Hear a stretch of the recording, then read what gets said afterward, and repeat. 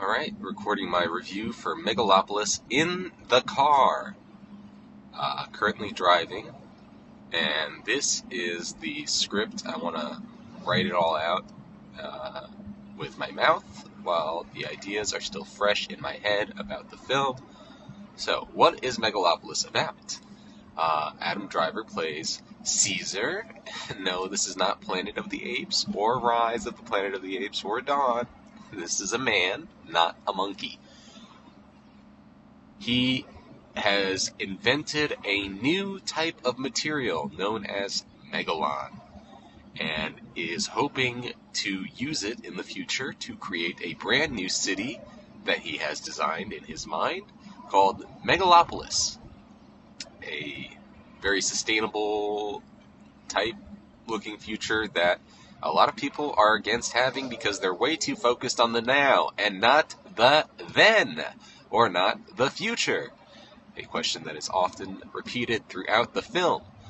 And throughout this, Adam Driver has many enemies that come along his way, although I wouldn't call them strictly enemies. They're all human beings, I suppose, to a certain extent, and they all just disagree with him and have their own opinions on the ways things should be, and again are focused on the now.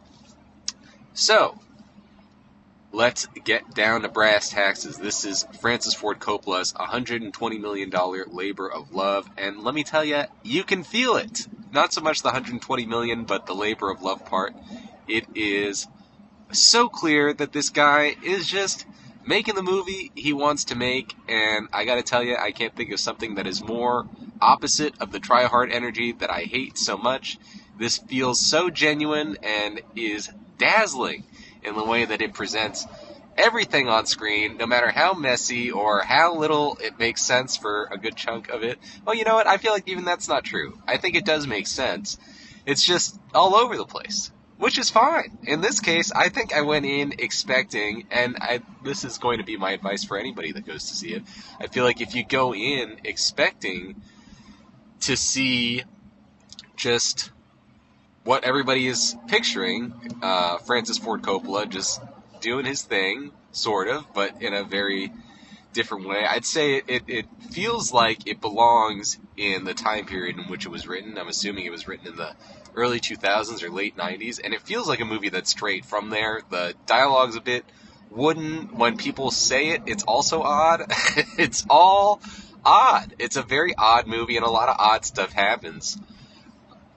But I did find it fascinating. I wasn't bored. It was, I think, 2.5 hours long, and I sat through it never once checking my phone and always wondering, what on earth is he going to put on this screen next? And for that reason alone, I find this film exciting. Megalopolis is pretty good. So, I don't know. Let's get into the performances here. Adam Driver, I think, is actually the strongest performer here, besides somebody else I'll get to in a few minutes. He is just able to read this Shakespearean-ish dialogue, because a lot of the dialogue does sound like it's straight out of a play, and some of it is literally ripped from Shakespeare, and just manages to deliver it with a naturalness that feels very not forced. Whenever anybody else tries to do it, it does feel weird, and it feels wooden, like I described it earlier. But when he does it, somehow it works. I think that's just a testament to how great of an actor he is. He has a great line about going to the club at one point that is mixed in with all this poetic-ish dialogue, and it just blew my mind. I'm not gonna lie. So that was cool. And the other strong performer, a surprising face, because, I don't know exactly why he was canceled, other than maybe his Trump affiliation and his Angelina Jolie history. But Jon Voight is really fantastic in this. He gave me a lot of good laughs. I was just very curious to see him, Dustin Hoffman, and Shia LaBeouf, all these people that I didn't expect to see for quite some time in a new movie due to their outside of the theater antics. Some more forgivable than others, perhaps. But let's not get too into cancel culture, although I'm sure that this movie is definitely trying to make some sort of a statement on that as well by casting all of these canceled quote-unquote men, or should I say quote-unquote canceled men. They are all men as far as I know. And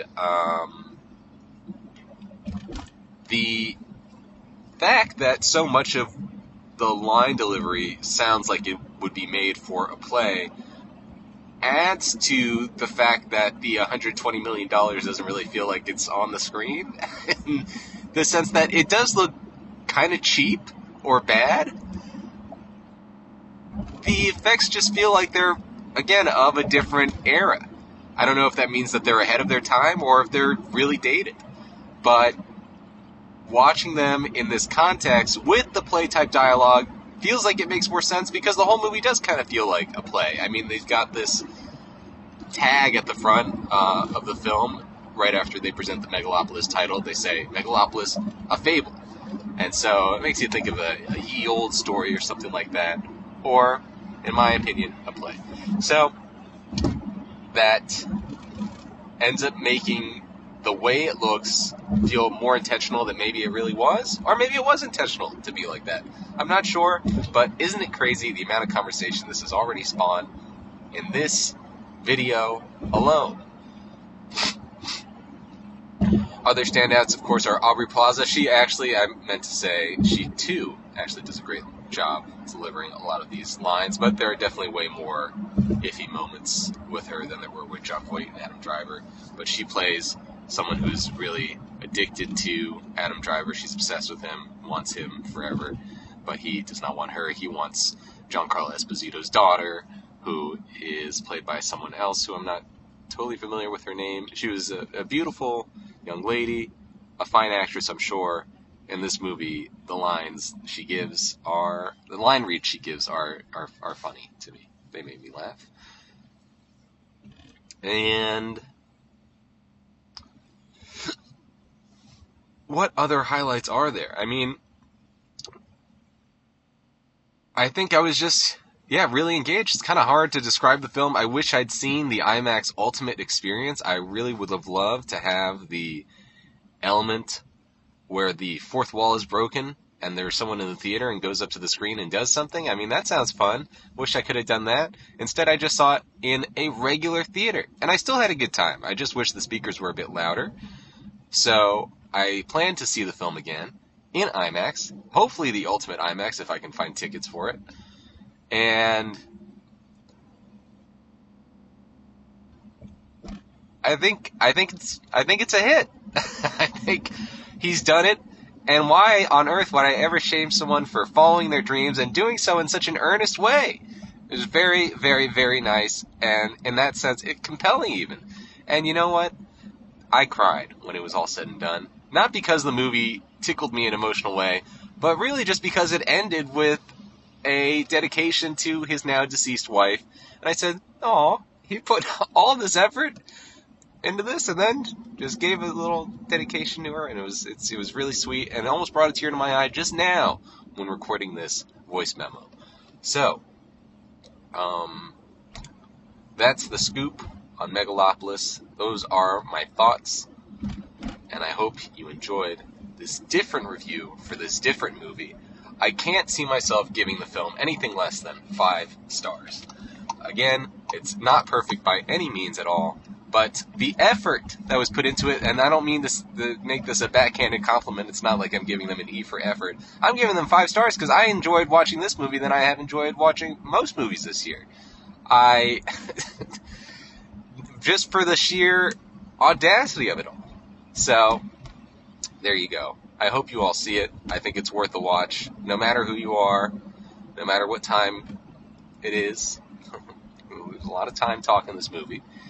But, just make the use of your time now. Don't waste it. Go enjoy it. And go enjoy this movie if you feel like it. So that is that. That is my review for Megalopolis.